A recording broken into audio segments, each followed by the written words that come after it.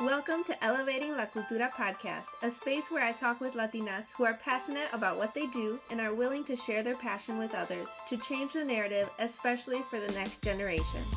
Each season is centered around different topics, but all with a Latina perspective. This is season 3, focused on education. So vámonos, and let's get into it.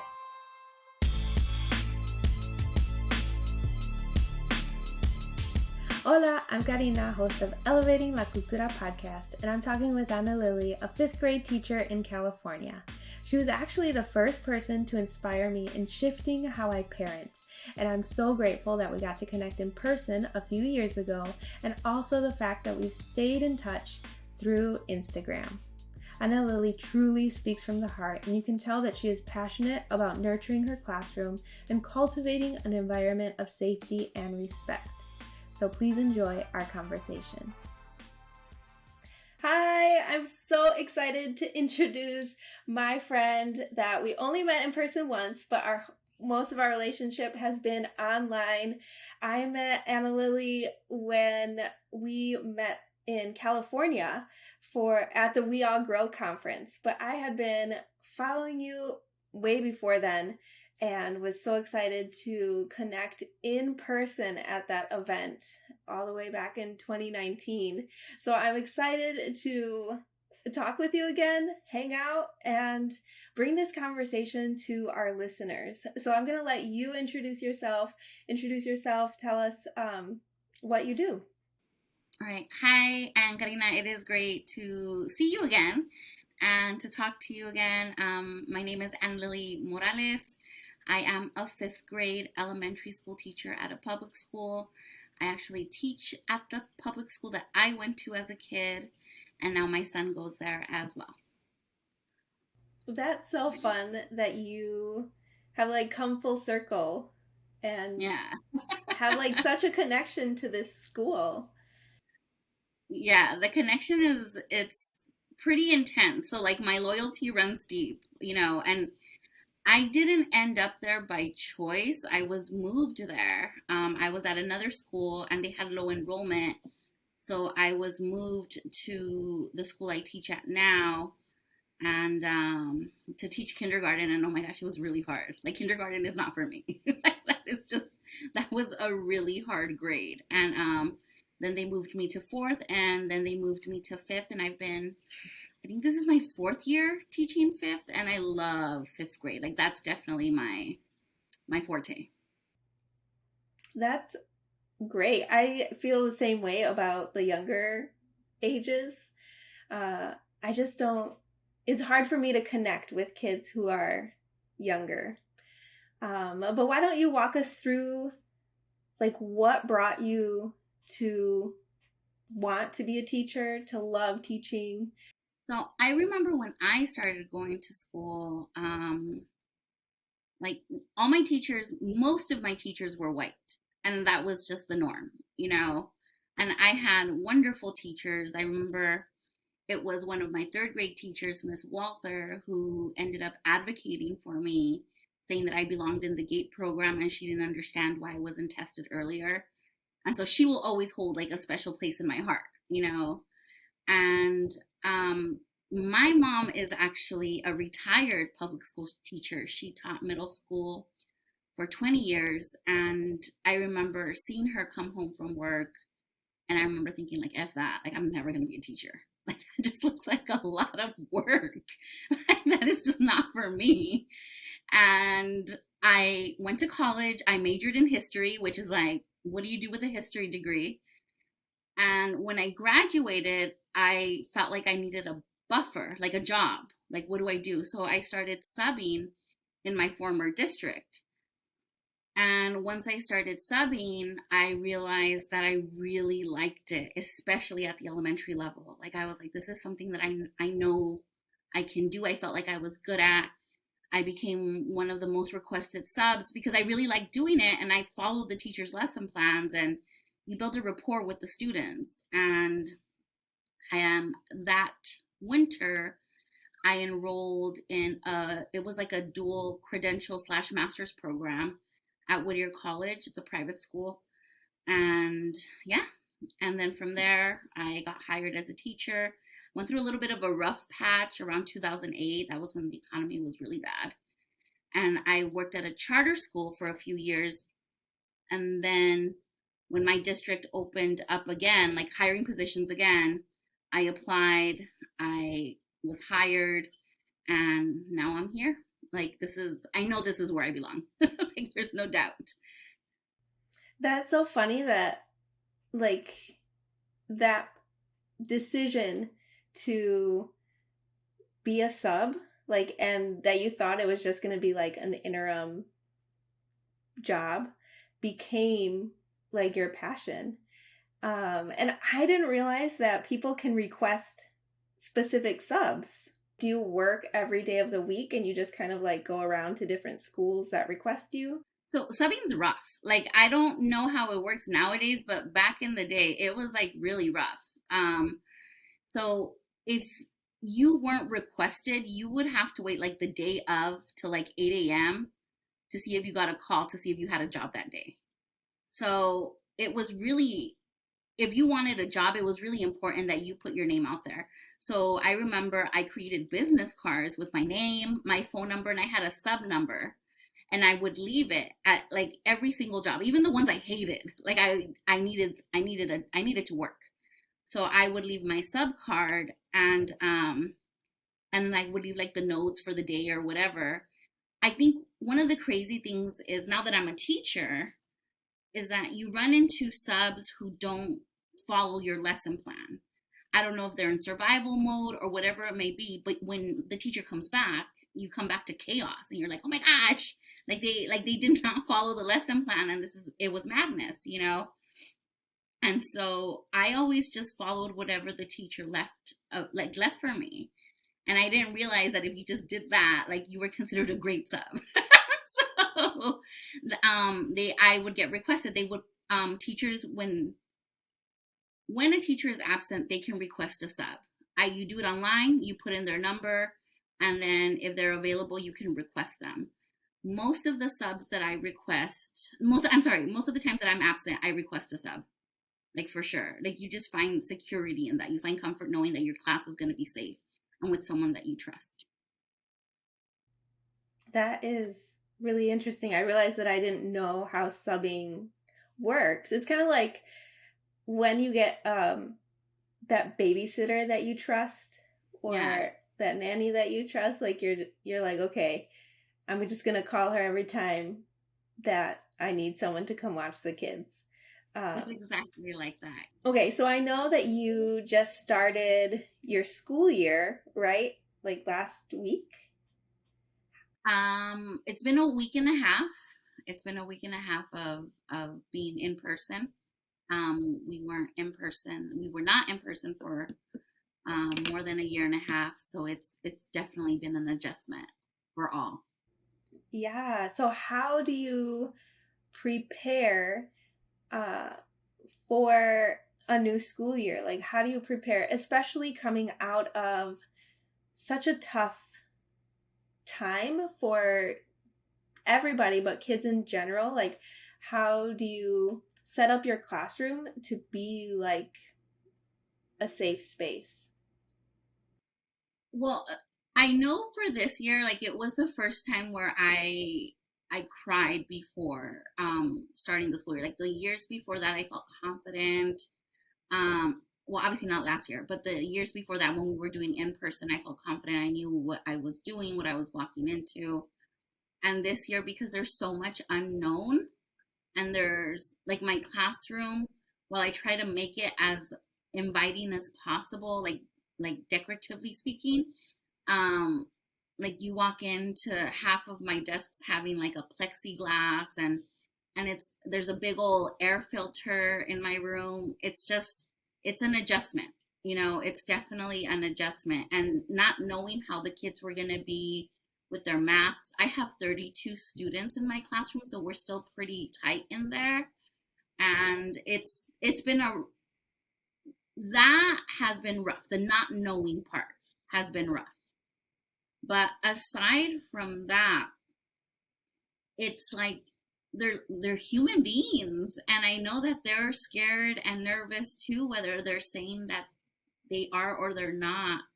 And just telling them that I see them, and I, that I'm feeling the same way too, and letting them know that we're in this together, I think helps build community. Like right off the bat, I start off letting them know that I see them very much as an equal, that as a teacher, I'm there to guide them and to help them, but that their opinions, their voices, whatever they have to say or offer or don't understand matters to me. And those first few days, I'm sure they were like, what in the world, But I'm starting to see a lot of them come around. I notice that when I ask them, like, it's really hard for me to tell kiddos to like line up, stay in a straight line, just because we don't expect that of adults. Like, I don't go anywhere in a straight line with my friends or anything like that. So I just tell them, look, kiddos, just make sure that you're not hurting anyone and that you're allowing me to walk in the front because I don't want to lose sight of any of you. I'm like, but as long as we walk, respectfully and quietly, respecting the other classrooms, and we're fine. So knowing that I trust them provides a lot of safety in the classroom. I don't know. I don't know if I'm describing that as well as I want to. There is a lot of trust. And I told them that right from the get-go. Like, I trust you 100%, kiddos. And it's going to be mutual. And if there's ever a situation where there isn't trust, then we have to talk about it. And then the only other thing I told them is, I don't keep secrets from your parents. Like, you need to know that. Like, I don't keep any secrets from your parents. If there's ever a situation where you need to tell me where you feel uncomfortable or what have you, you can tell me. I'm a grown-up. I'm like, but I will have to let your parents know. So I do try to provide like that safety net. I don't know. I treat my kids kind of like I treat Fernando, like just like a normal human being. That is really encouraging, and I think that's one of the reasons I was drawn to your Instagram page, because I saw that you were doing things differently from what I remember school was like for me. I went to a public school, and it was very much like order was the priority, and anyone who spoke out was reprimanded. If you didn't just do the work and get good grades, then you were punished or shamed in front of the class for getting an answer wrong. And I know it created a lot of insecurities in me, and it created like that perfectionist mentality, and kind of created me to be an introvert because I didn't want to do anything wrong. I didn't want to say anything. Like, I was like, okay, as long as I do my work, like, then I'll be fine. Let's just get through to the next level. And the same was at home. Like, that was expected. My parents expected good grades, and any negative reports from teachers, it was like, you're in trouble. So it's encouraging to see that shift in teaching and education in general, but I especially love love seeing that representation in, like, I don't know, like, I see a difference in teaching styles when it's someone who's a person of color in the classroom. Because when I went to school, it was also very predominantly white teachers, like across the board in all the grades. I don't remember a teacher that I could relate to ever. So it is just really encouraging, and I want to be able to share stories of teachers who are trying to create a safe space for their kids. And it is such a mindset shift to treat kids like equals and adults, or like you would treat anyone, like a human, instead of someone who is just in charge or trying to maintain that power dynamic.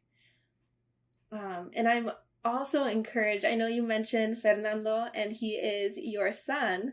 And I was also encouraged, like, your relationship with him encouraged my relationship with my kids as well. Like, to see someone else trying to raise their kids in a way that is different from when, like, what I know as or knew as parenting, kind of gave me the confidence to kind of make that change for my family as well when I saw other people, even though it's like through Instagram worlds, like I'm like I'm not alone in trying to shift the narrative in parenting and education and all of these things. You want to talk a little bit more about your son and the dynamic that you two have, especially because you're a teacher? Well, I do want to say, like, I want to be like 100% transparent. Like, my teaching methods completely changed. Like, I did used to have that old school mentality of like order and like the straight line means that you're the good teacher. The absolute silence in the classroom meant that you were a great teacher. Like, I thought that being like the strict, mean teacher was the way to be. Like, I thought that's what we all assumed good teachers to be, right? I mean, I'm assuming immigrant parents love those type of teachers. And then when I had Fernando, like my son, he's 6 now, he's in first grade. All of that started shifting. And I just remember thinking, like, everything I do now, every decision I make is based on, I'm gonna get emotional, so sorry. Um, what will my son think of me? Will he be proud of what I'm doing?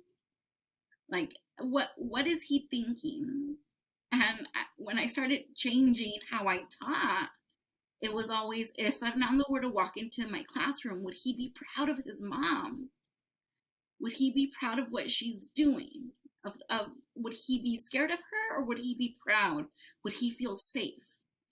And I very much teach my students the way I want a teacher to teach my son. And so that's definitely how I go into work every day. So whenever a kid ticks me off, or if they're not getting a lesson, I think, okay, what if this was Fernando? So sometimes I say, okay, like, student, like, give me a second to compose myself, and then I will respond to how the situation is going. Or when the kids are not getting something, like, I'm like, okay, kiddos, I'm getting frustrated right now, but I'm getting frustrated because if all of you are not getting it, that means I'm doing something wrong. So let's go back. Let's go back and try to do this again. All right. And the kiddos really respond to this. They respond to being treated like human beings, not to not being treated as less than. And so with Fernando, it's very much the same way here at home, and like there are times where I still yell, like, and I try not to, and I always apologize after. It's usually when and I know it sounds funny, but it's true. Like, it's either in the morning if I haven't had my coffee and too much is being asked of me, and or it's like after work and he's cranky and I'm cranky. And most of the time though, I can give him a warning, like, okay, Fernando, like, I'm in a bad mood and I'm in a position where I'm gonna lose it right now. So I need space. And usually, like, he'll understand that, because and he's gotten to the point now where he'll be like, Mom, I need space.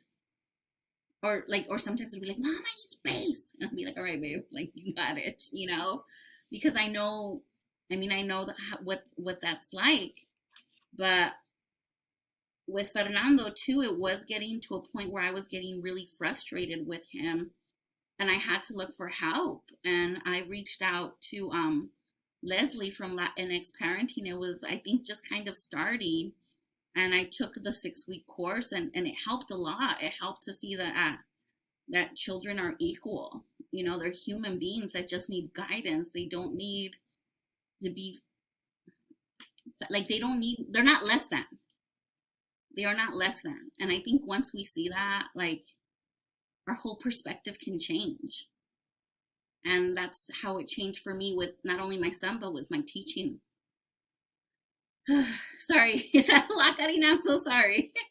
No, that is perfect. I think it's so interesting how our perspective changes when we have kids and Yeah, we can see emotion in their eyes, and we can see like I also would yell at my kids because that's all I knew. Like I would lose my temper and I would raise my voice, and I would see the frustration and the sadness, the confusion in their eyes, and I'd have to be like, do I want to continue down this path?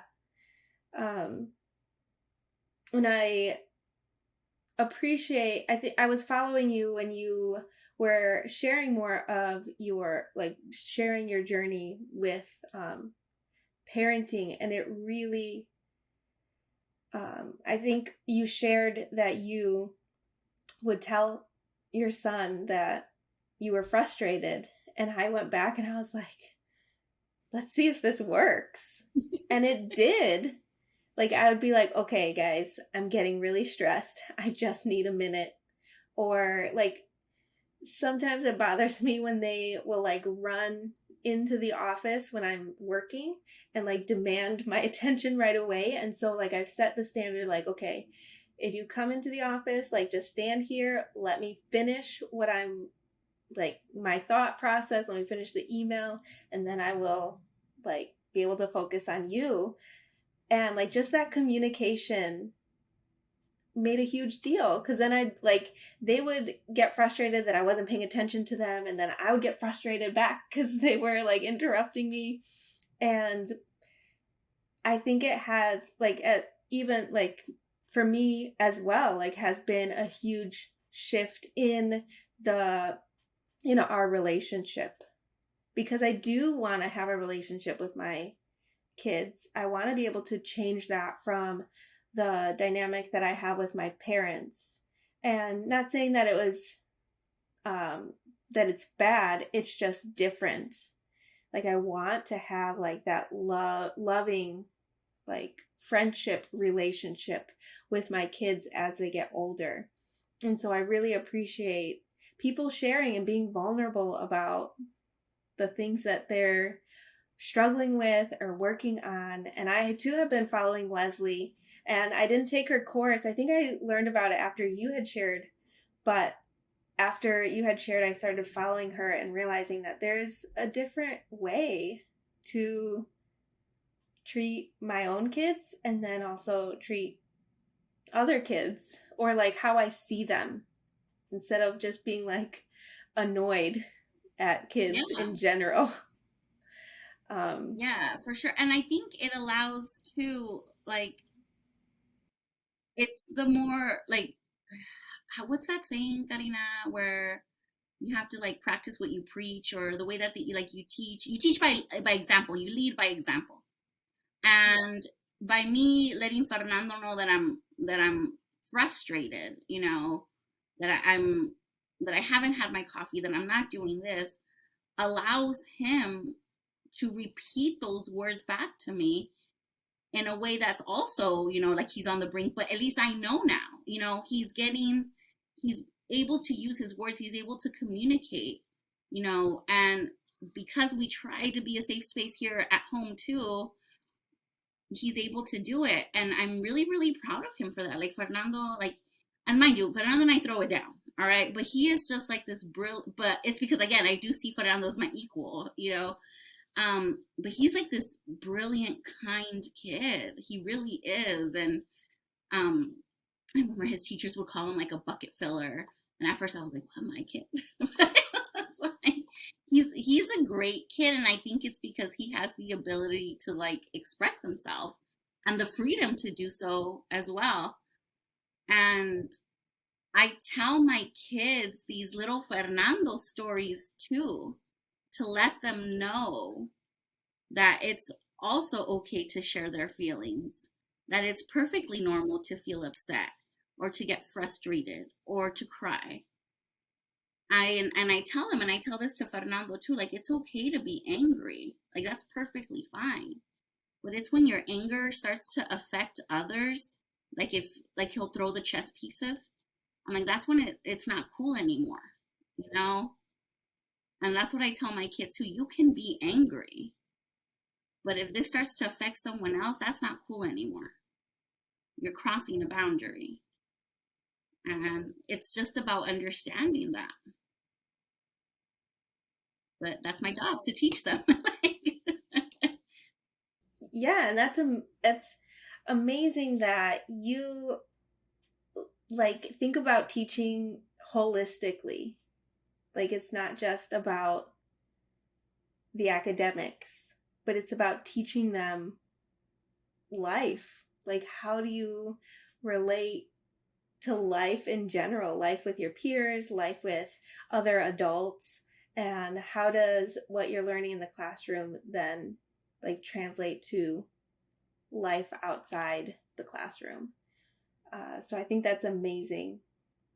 I wish I lived closer and like we could do like life together.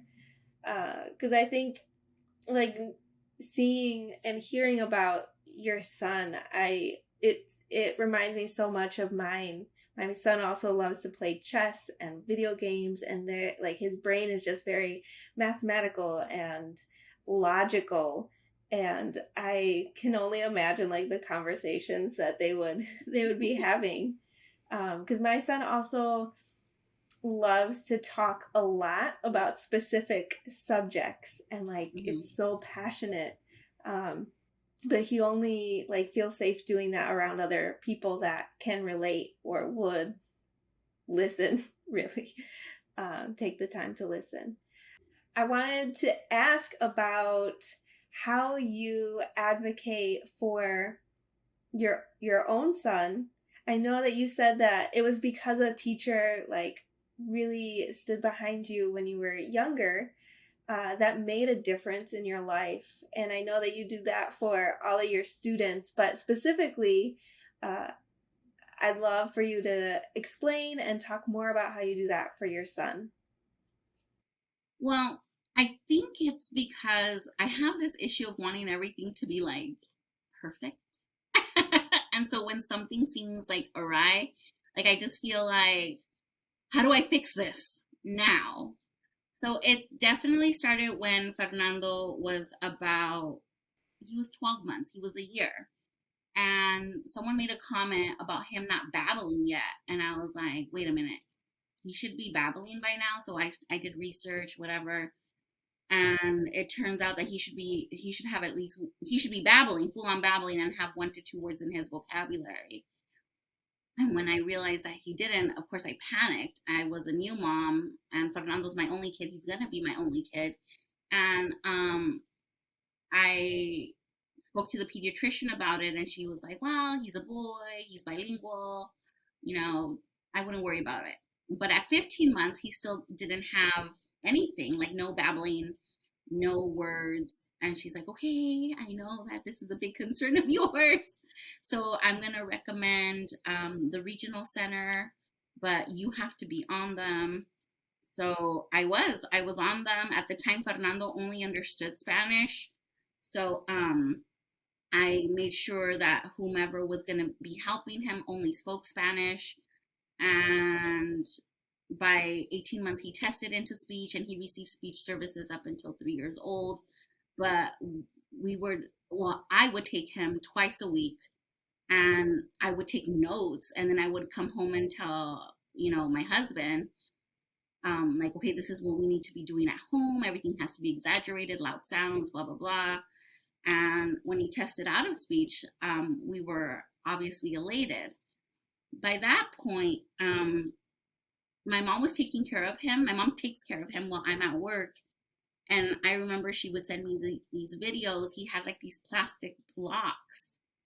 And so she would get like four numbers and mix them around, and he'd be able to read the numbers, whether it was like 4,252 or 3,949. Like he started recognizing these four-digit numbers.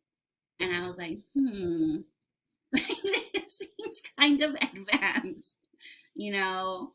And I don't know what happened between 3 and 4, but by 4, yeah, by 4 he was full on multiplying, like double digit by single digit numbers in his head.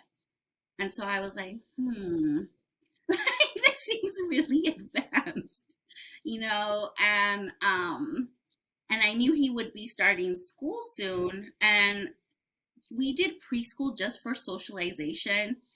But even then, like his preschool teachers would comment that he would only interact with the adults, that he didn't really interact with the kids. So I was like, okay, like once he starts school, I want to make sure that we provide the best learning environment for him.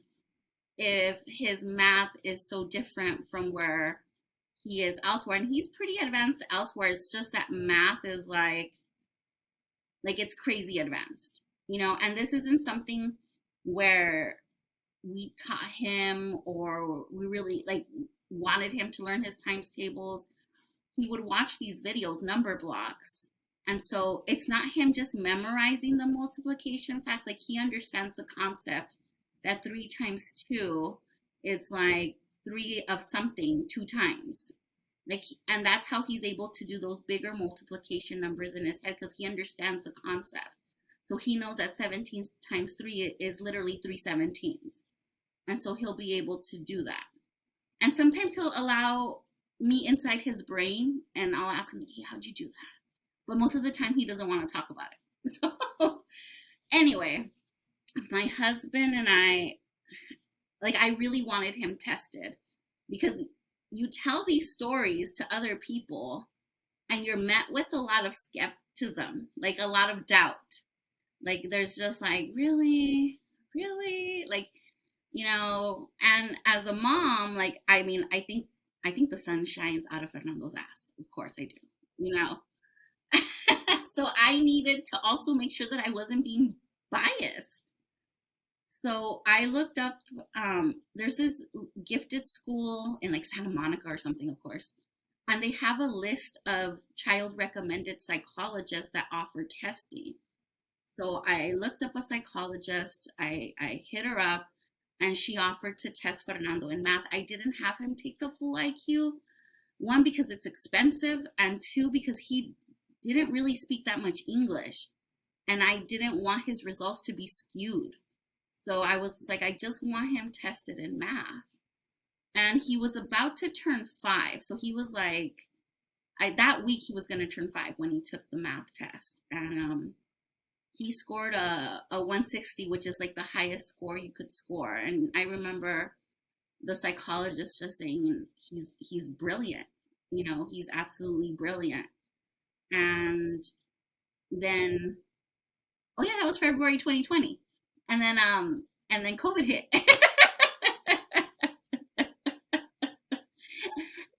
And so when we started kindergarten, I did mention that I want to his kindergarten teacher that I wanted a meeting with the principal, the school psychologist, just to be able to offer differentiated learning for Fernando. And that I had this test as proof. And I ended up testing him again. When did we do it? May of this year, because I wanted him in another program. And this program is called the Davidson Young Scholars Program. It's for highly exceptionally gifted students, and you need an IQ of 145 to get in. And once you get that IQ, this program is free, and it's free up until I think post high school. So they help you like with your college applications and all of that. Right now they help you advocate in schools. They offer like chess classes. Everything is free, completely free. You just have to meet that IQ requirement. And thanks to Joe Biden and his stimulus, we had the money now to and the privilege to test Fernando for the full IQ test. And he met the requirement, and now he's in this program. And we also used that when we met again at the school to advocate for in-person differentiated learning. So Fernando is now attending first grade, but is pulled out into a fourth grade class for math. And yeah, it's a lot of privilege, Karina. Like it is, um, and it's a lot of research too, just trying to figure out, like, I was in this mom Facebook group for gifted kids, and like this Facebook group is so annoying, Karina. Like all they do is brag. And but using their search tools, that's how I was able to find this program for Fernando, this free program. And we had to commit to that investment of doing the full IQ test in order for him to get in. My school doesn't have a gifted program, nor do they offer IQ testing for kiddos that we suspect are gifted, And then Fernando's math ability is just, it's almost an outlier. If anyone is listening and they suspect that their kid or they know someone might be gifted, like where would they start? Because I would not even know how to advocate for my kid. And especially like even you saying, like, because you know the education system, you know to go to the school and say like, okay, I have this test and I need to speak with the principal and his teachers and the school psychologist. Like, you know that because you're in the school system.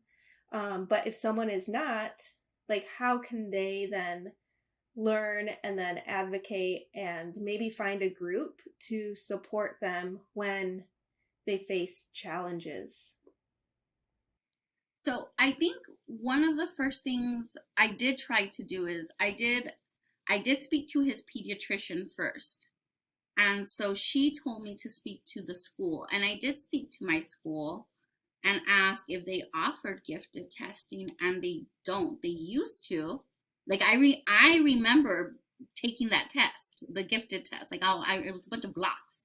Like I remember that. But they don't offer it anymore. So definitely find out if the district offers gifted testing. I know at my aunt's school, I believe everyone in the second grade just gets tested for giftedness. It's just an automatic process that once you hit second grade, everyone gets tested. But it varies by school and location, of course.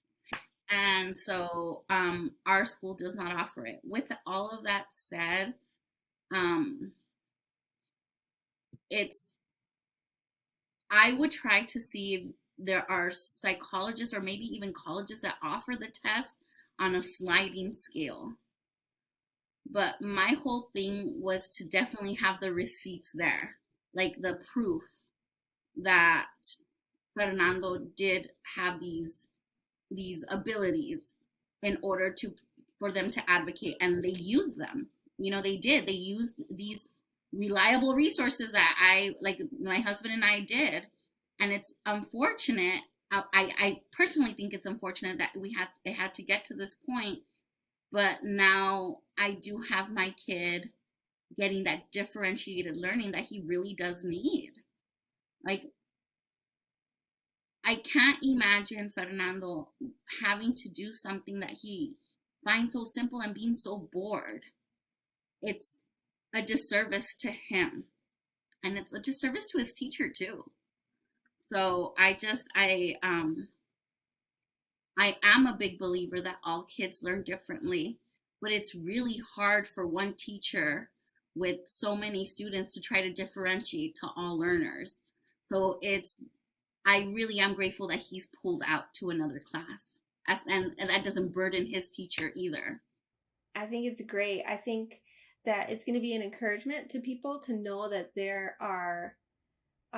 that there's a way for you to advocate for your kid, and that it's not uncommon, and there's more people doing it. And especially like with the representation, I think it's so important for parents to be empowered to listen to their kid, to try and provide the best environment for their kid, and to know that there are resources. They might be a little tricky to come by, but there are resources, and there are other people in a community that are trying to do the same things for their kids.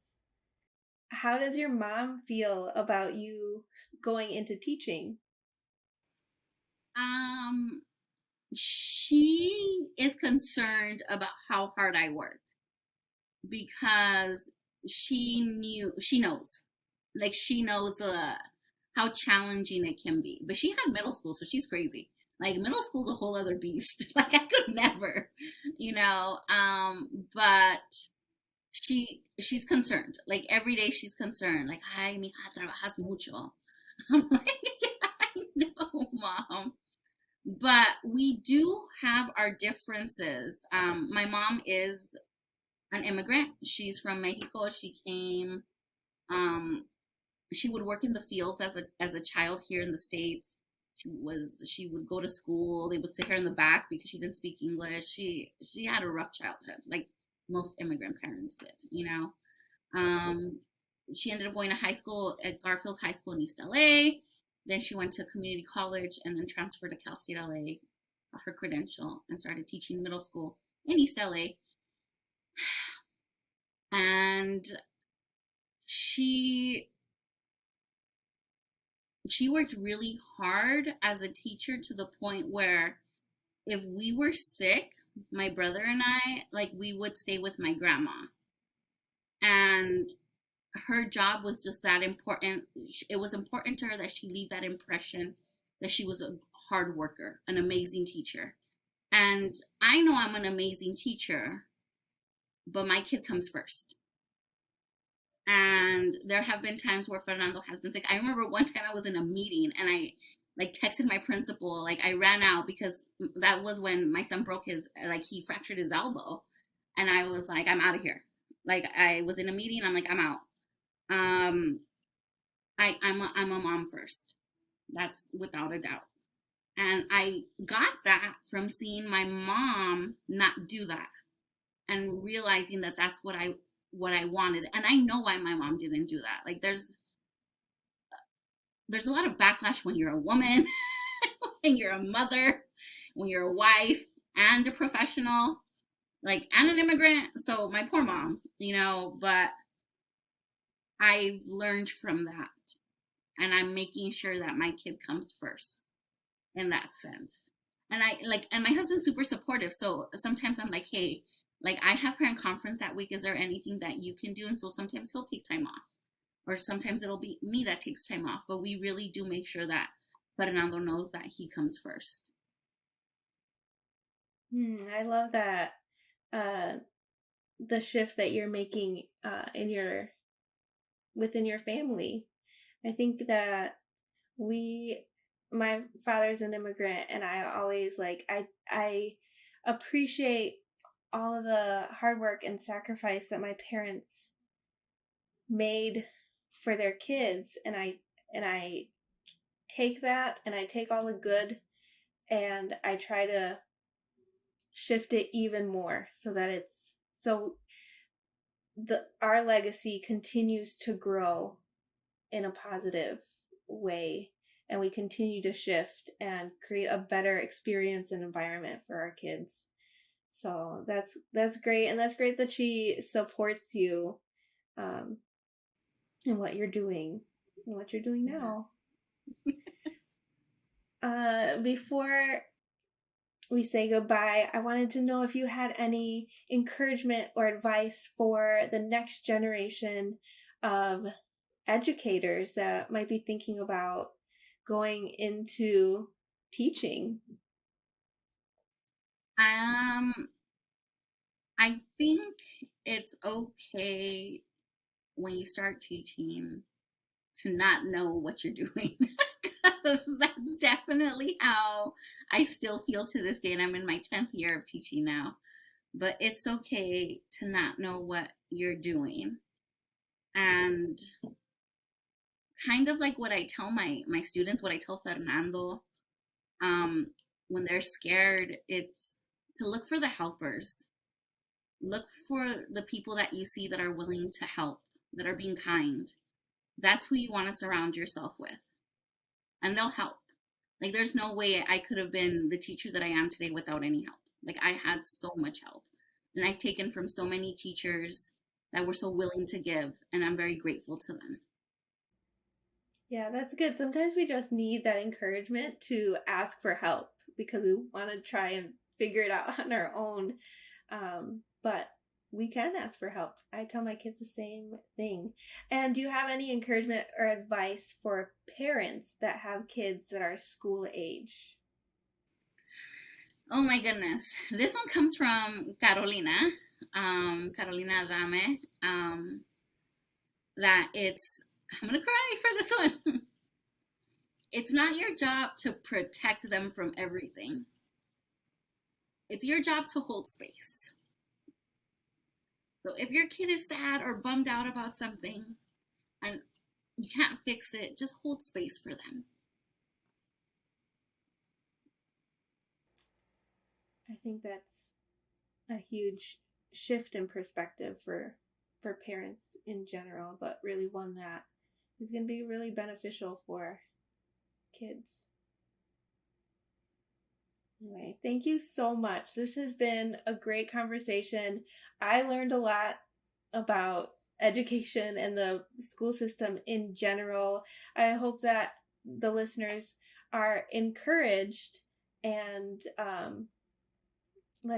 I'm just so excited that I get to elevate and have more representation in the education space and be able to talk with other Latinx educators. It has been such a joy for me to be able to follow you. And even though we're miles apart, like I feel so connected to you and the things that you share, and you are influencing my family from across the country.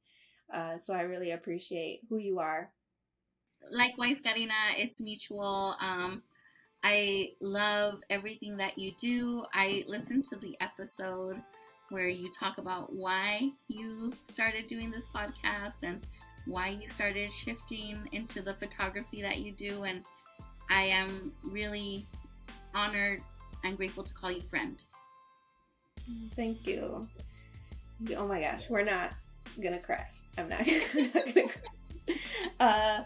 Well, hopefully we get to see each other in person again when it's okay, when I can travel a little bit more freely and more.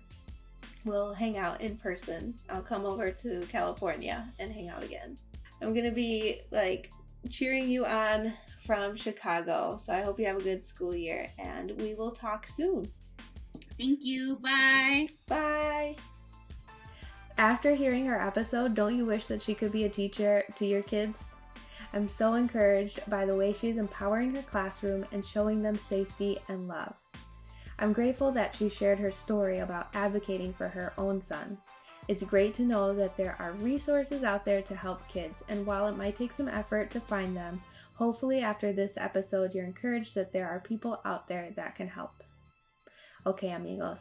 Thank you so much for listening. There will be a new episode every Tuesday, so after you listen, feel free to take a screenshot, post on Instagram, tag at Elevating la Cultura, or send me a DM.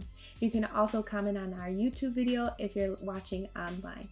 I always like to hear from people and how they resonate with the stories that I share. So leave a review on Apple Podcasts so we can get more ears listening to these stories and continue elevating la cultura. All right, enjoy the rest of your day, afternoon, evening, whenever you're listening, y nos vemos next week. Bye.